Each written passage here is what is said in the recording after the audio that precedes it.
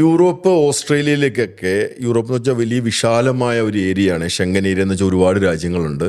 അങ്ങനെയുള്ള രാജ്യത്തേക്ക് ഭയങ്കരമായിട്ട് സ്കില്ലുള്ള ആൾക്കാർക്കൊക്കെ പോകാൻ പറ്റുള്ളൂ എന്ന് ചോദിച്ചാൽ ഓസ്ട്രേലിയക്ക് ഓഫ് കോഴ്സ് അങ്ങനെ സ്കിൽഡ് മൈഗ്രേഷൻ മാത്രമാണ് നമ്മൾ ചെയ്യുന്നത്. അങ്ങനെയുള്ളവർക്ക് പോകാൻ ഓസ്ട്രേലിയക്ക് പറ്റുള്ളൂ. പക്ഷേ നേരെ മറിച്ച് യൂറോപ്പിലേക്കാണെങ്കിൽ ഇപ്പോൾ എനിക്ക് വന്നിട്ടുള്ളൊരു വേക്കൻസി, 2 വേക്കൻസിയിൽ വന്ന ഒന്ന് കൺസ്ട്രക്ഷൻ വർക്കേഴ്സാണ്.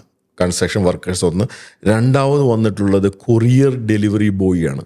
കൊറിയർ ഡെലിവറി ബോയ് എന്ന് ഇവരുടെ എഡ്യൂക്കേഷൻ എനിക്ക് തന്നിട്ടുള്ളത് 10th ആണ്.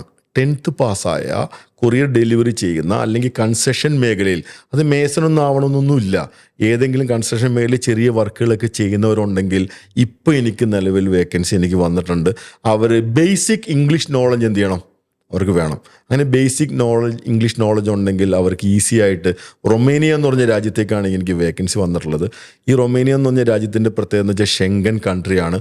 അവിടെ എത്തിപ്പെട്ട് ഇപ്പോൾ ഡെലിവറി ബോയ് ആയിട്ട് അവിടെ എത്തിപ്പെട്ടു ഒരു 10th ക്ലാസ്സുകാരൻ എന്നെ സമീപിച്ച് അവിടെ എത്തിപ്പെട്ടാൽ, അല്ലെങ്കിൽ ഒരു കൺസ്ട്രക്ഷനിൽ ഹെൽപ്പറായിട്ടൊക്കെ വർക്ക് ചെയ്യുന്ന ആൾ അവിടെ എത്തിപ്പെട്ടാൽ, അദ്ദേഹം അവിടെ 1-2 വർഷമൊക്കെ വർക്ക് ചെയ്ത് കഴിഞ്ഞാൽ അവിടെ ഈ ഷെങ്കലിൽ എവിടെ പോയി വേണമെങ്കിലും വർക്ക് ചെയ്യാനും ജോലി അന്വേഷിക്കാനും ഒക്കെ ഉള്ള ഒരു അവസരം കിട്ടുകയും അങ്ങനെ അവർക്ക് പെട്ടെന്ന് തന്നെ ഫ്യൂച്ചറിൽ അവർക്ക് ഡെവലപ്പ് ചെയ്ത് അവർക്ക് ലൈഫ് സക്സസ് ചെയ്യാനും പറ്റും.